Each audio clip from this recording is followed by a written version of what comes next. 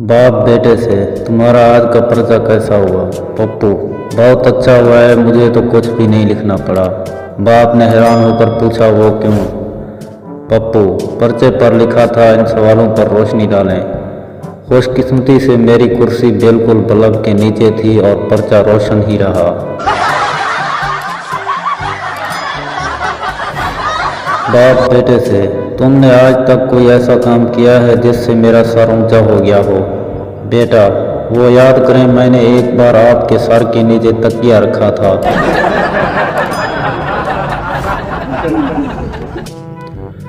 पप्पू ने दरिया में डूबते हुए एक आदमी को बचाया और थोड़ी देर बाद दोबारा फेंक दिया। किसी ने पूछा, ये क्या किया? पप्पू बोला, पुरानी कहावत है, नेकी कर दरिया में डाल।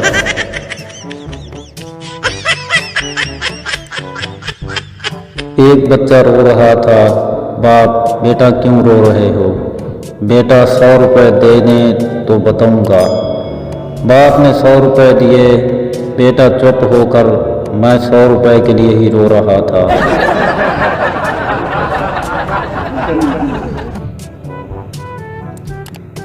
एक छोटा बच्चा थाने के सामने रोड पर पोटी कर रहा था।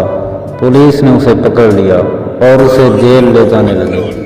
तो बच्चा हंसते हुए बोला, कानून के रखवालों, सबूत तो उठा लो।